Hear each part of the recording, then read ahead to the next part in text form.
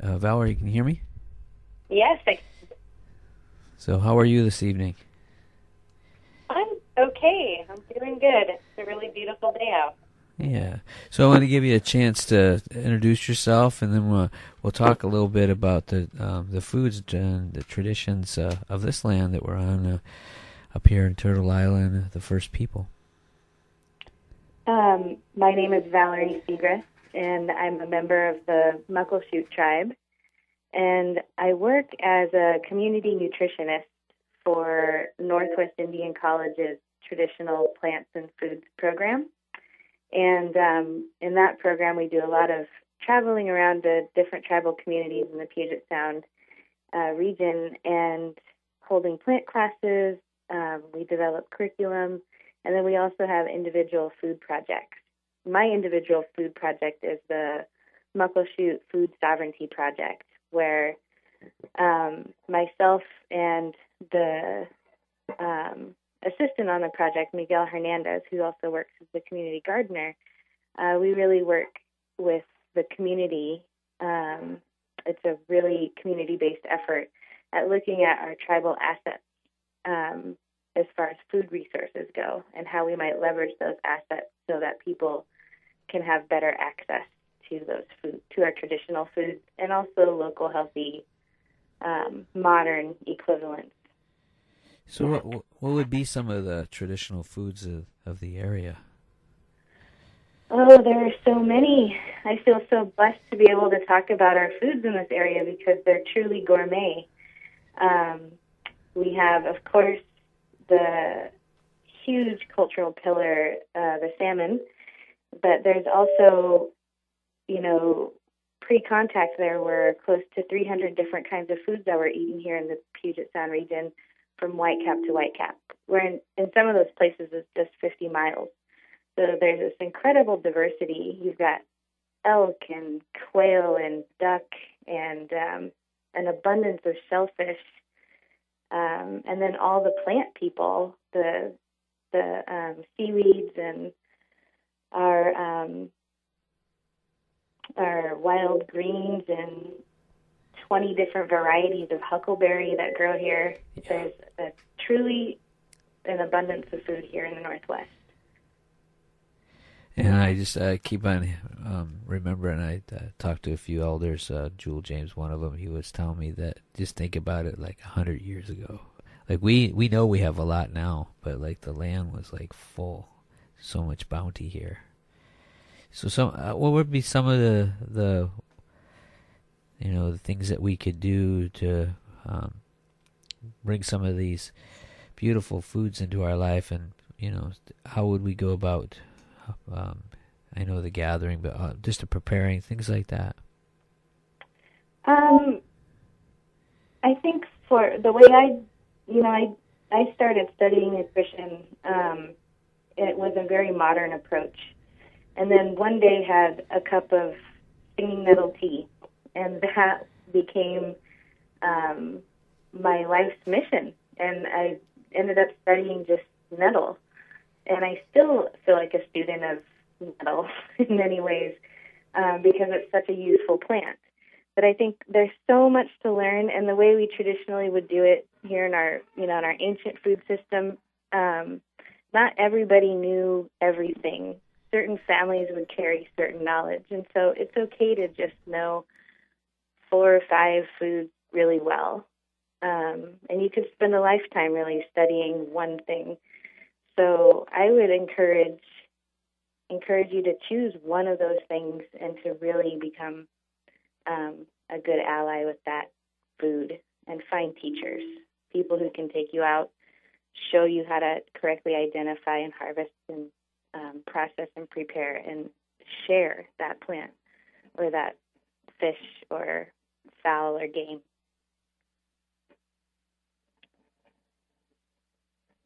So, why did you get started? I know you said you had a cup of nettle tea, but how long have you been studying and sharing? I think really actively since about 2009. I graduated from Bastyr University with my bachelor's degree in nutrition in 2009. And that same year, had a really wonderful opportunity to work closely with Elise Crone and at the Northwest Indian College on a project called the Traditional Foods of Puget Sound. And that was really where I started getting more training around how to be a teacher and what things are appropriate to share, and how to do that in a culturally appropriate way as well. So there was a bit of learning that had to take place before I could start learning. And I've also worked really closely with Roger Fernandez over the year, and he's such an amazing storyteller and artist from Laura Elwha. I think that has really shaped my way of teaching and sharing as well, through the power of story and how, in Western nutrition, the focus was so about calories and proteins and fats, and those things are all really important, but I just felt like what we really need to do is develop a relationship with food and the foods we eat, because everything seems a little mysterious to me. Whenever I go to the grocery store and I look at things that come in a box, it seems really mysterious who's touched it and who's harvested those things. So how do you help people develop a relationship with food, and really finding that in myself as well along the way, and thinking that in that way their food becomes something more than just numbers on a plate. It becomes a teacher, and that is part of our cultural identity, is by looking at beyond numbers and looking at it as more of a something that has a story to tell us about how to behave in the world, and that when we eat those foods, they help us remember who we are and where we come from. And I think that's really the medicine that we're after. Yeah, they carry, like you were saying, their own story.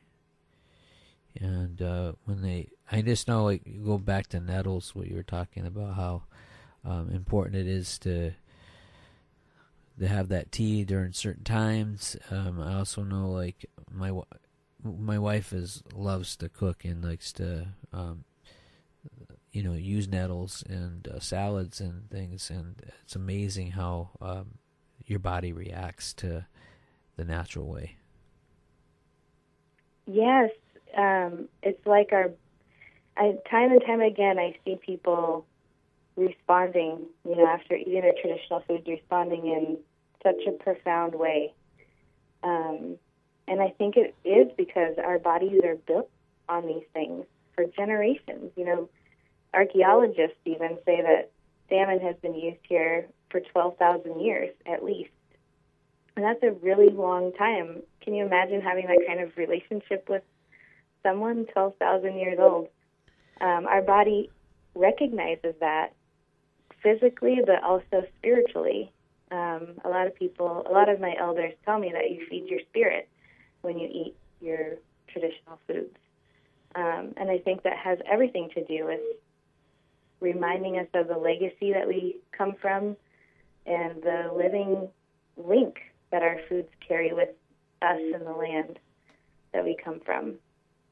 It's like every time I drive home, I see Mount Rainier, and I think to myself, it makes me so hungry. I just want to eat the mountain. And every time I eat a bowl of huckleberries or an elk, I am eating that mountain, and I am really grounded in my place. And that is so powerful. It's very different from a bag of Doritos or a diet soda, I guess. Yeah, and it's I know for myself, when I eat that way, I feel lighter, feel more energized. And I was just thinking, when you're talking about 12,000 years of having a relationship, our ancestors were a lot more healthier than we were. They lived longer, and if you see some of the older photos, they're like really strong-looking folks. Really healthy. And I think that because we've come away from the traditional foods, that's what's causing the diabetes, the cancers, things like that. I was talking with you a little bit. And so for us to have that relationship with our food is extremely important. It is. It is so important, and it ties us together. It's more than just even just our families. It ties us together as communities. I think that there's something really special about going out and hunting or fishing or harvesting and then setting the table for your community. It really helps build the social fabric and keep us together as a people because we're feeding one another and we're honoring each other's gifts and the abundance of the land that's all around us. And there's this, I think that's the best way we can revitalize our traditional food system is by sharing, harvesting, celebrating, and also just spending time with that food. That is what we need now more than ever before. I think it takes us away from that mysterious place that a grocery store might offer us. We can go out and harvest in a land that has been harvested by our ancestors and be really surrounded in that space. There's a reciprocity that happens there. Yeah, and as you're talking, I just thinking how sometimes when I do go to the store, we shop local, but still when you get some of the packaging, like I know my wife's better at this than I am, and I'm trying to get better. Like some of the things that are added to some of the foods, you just never know. And like what you're talking about the harvest, when you do that, and I'm learning little by little, and to recognize certain things. My kids are definitely can recognize the plants and things, and so I'm learning from them and hearing it over and over. And so knowing that what you were talking about, who harvested it, how it was harvested, how it was treated, what it's for, like all those things are so important for us to know. It is. It's like it's also just a respect for the food that's being put before us to know a little bit about it. And you said something about your children knowing plants, and I wanted to say that's another. If you approach this with wanting to know everything, you might get really fast because there is so much to learn. And I remember when I first started really looking around me in the woods, I thought, how could I ever learn everything that's here? There's 50 different shades of green in one square foot of looking around you. But it turns out, just as us human beings are able to drive down the road and recognize a Starbucks symbol or a Pepsi symbol or that Facebook icon, we also have the ability to look at plants in the same way. So it's the gift that we carry, actually, as humans, to be able to look at something and identify it. It's just about shifting our focus to a different way of looking at the world. Yeah, absolutely. And I know, like, going to, like, herbs and plants and medicinals, like, for myself, like, working with, like, tobacco or sage or those kind of things, it's I'm making that relationship with them as I'm preparing for whatever ceremony I'm doing. And once you do that, it's like there's a different connection. Definitely. So, there is. So I want to talk a little bit about some of the foods that you would suggest for us to maybe get, I don't want to say started, but like if we wanted to enhance our diet in a better way to where you use that word, you feeding the spirit, to where I know sometimes when we eat, I myself, I get to say myself, like when we eat, sometimes I feel real heavy, but when I eat like the salmon or I eat Oh, the nettles are different traditional things. The elk, it feels cleaner to me, and I feel lighter. And I know that all the first people had those relationships with the land. I know I feel differently when I eat buffalo next to beef. Yes.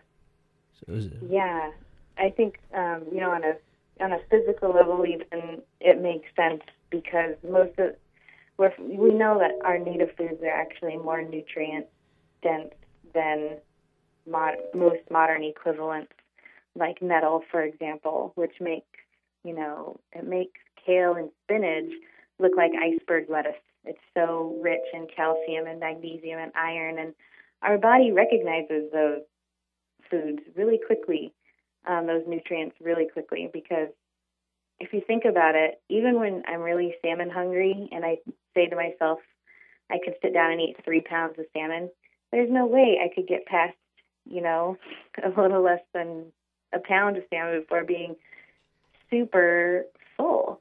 And it's because it carries with it everything we need, all of our essential nutrients, which means essential to living. So they most certainly are, to me, they're big medicine in the world, but they also are a legacy of how well our ancestors took care and managed the land as well.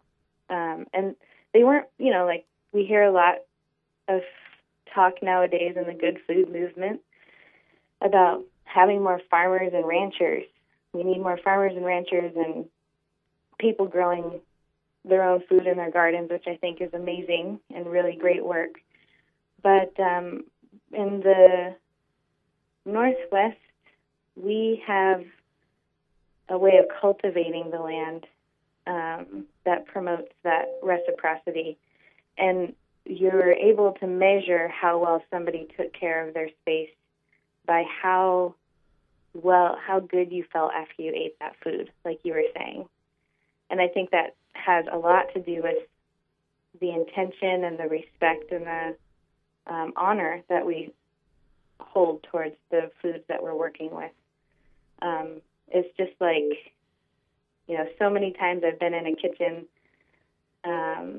cooking for an event, and those tribal cooks, if you put your foot down the wrong way or slam the spoon down, they'll kick you out of the kitchen because they don't want that bad energy on their food.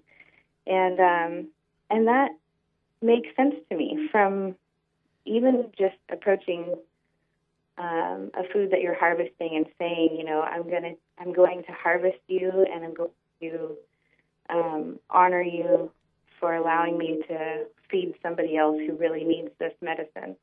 That is part of good nutrition as well. All of that is part of good nutrition. Yeah, it brings me to, again, with my wife, and also I got a Chumash brother who, when he lived up here, he wouldn't allow no love, you don't come in my kitchen. And so yeah, I stopped listening to Democracy Now! When I was cooking dinner. My food was tasting real angry. But it really is true. It's true that when you do that, it goes into the food. So, I feel that that's a really important point to run home to folks. So we're out.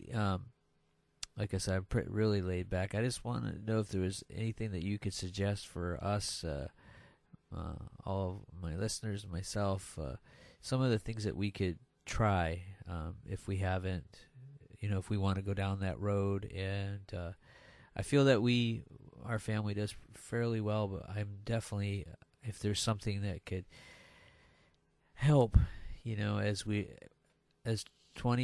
2013 we're moving in, and I know that the foods that we eat are so important. So many folks I keep on hearing Uncle Billy in my head, that people who die of cancer and things like that we could help our bodies by eating traditionally. Like I know that nettles, and you're saying, had all all the nutrients in it, and there's other foods like that that can beef up our system. Yeah, we get asked this question a lot. It's really,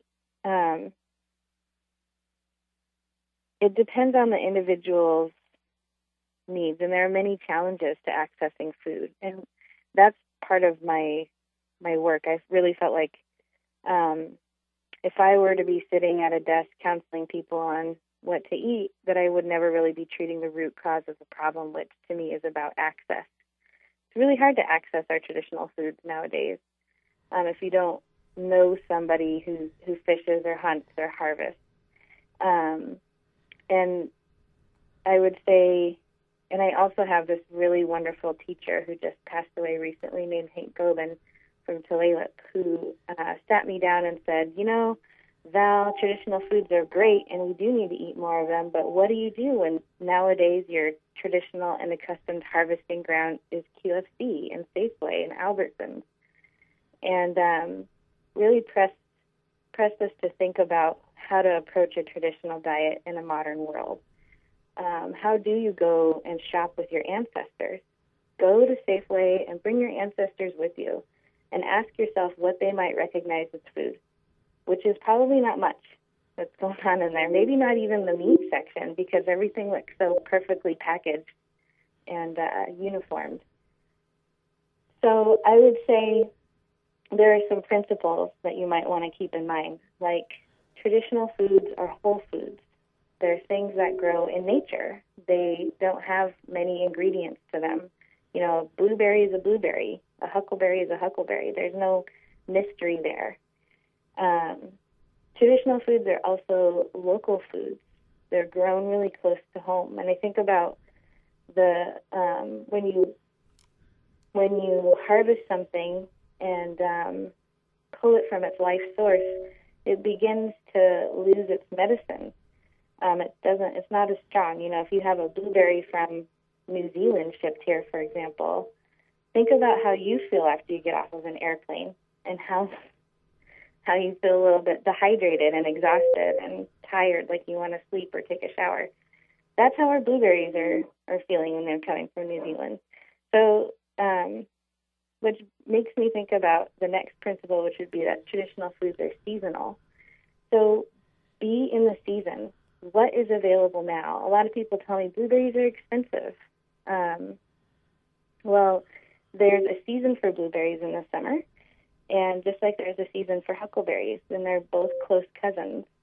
And to go out and harvest when they're in season and freeze and preserve them not only gives you a chance to be outdoors and in nature and develop a relationship with one food, but it also will help you save money in the store eventually. Traditional foods are also, I think we already mentioned this, but when you're eating, the way you cook and the way you eat with intention is key to good nutrition.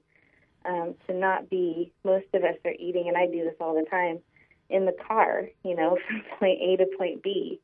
And there's something really important about sitting at a table with your family, preparing a meal, and eating that meal together. It's a time of exchanging thoughts, philosophies, lessons learned in the day, and cultural transmission happens over meals. So sitting and eating together and allowing yourself that time. You deserve to sit down and eat a meal. Your body deserves it. And not be rushed, eating a snack bar from point A to point B on the I-5. So there are principles and things to carry. We've written, Elise Crone and I have developed a set of traditional food principles through talking with elders and native food experts. And there is an article that we posted online that goes more in detail about it. And more will be coming out soon on that as well. But I'd also like to mention, the method of food sovereignty, the idea and the philosophy behind this term, and how when our ancestors were signing treaties here in the Northwest, their first priority was access to food. And it's because of all of this. It's because they knew that this would be our identity, that without our foods, we may, be living, but we may move and breathe on this land, but we would be nobody without our traditional foods. So they're a direct link with our identity. They help us remember who we are and where we come from, and they also help us to strengthen our sovereignty as a people. And those are the legs that we stand on in our modern world. It's about an expression of sovereignty. Every time you have a cup of nettle tea or eat a piece of salmon or go out and harvest some huckleberries, that's the significance we also have. So really it's just about decolonizing your diet and revitalizing a traditional food system. Which is really key to a healthier and happier existence. Yes, and it's our work in the world. It's this sort of ongoing dialogue that we have.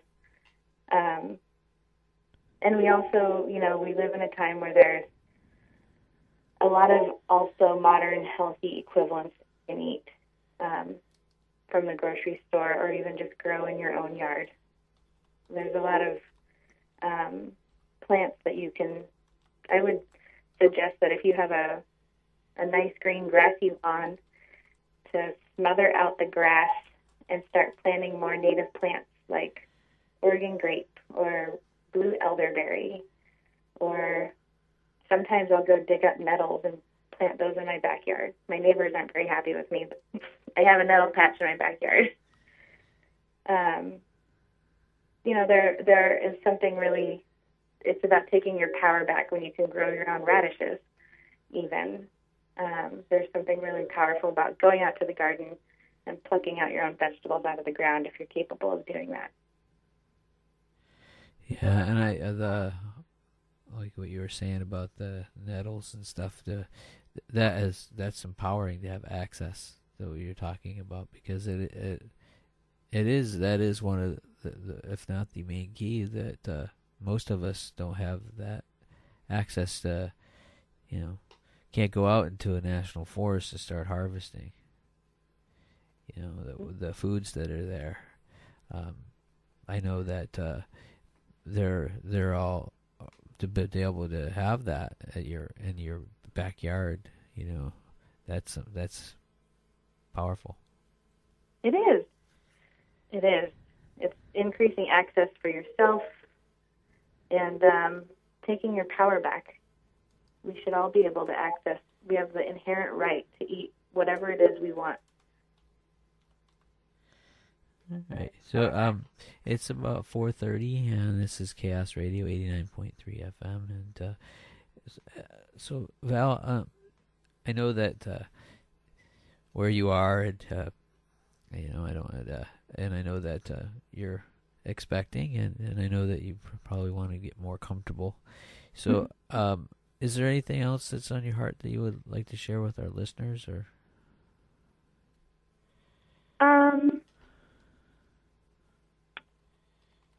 No, I just think it's, there is, I do want to say that there is and has always been an effort towards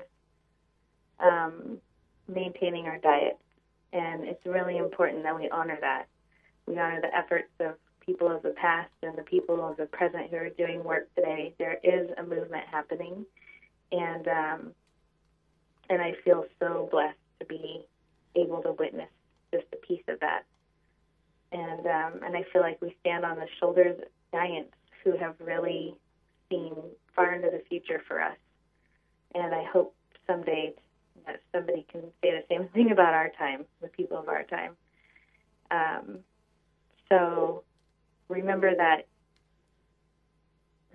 teaching, that we're not just planting a a garden or harvesting for ourselves today, but for people who have yet to come.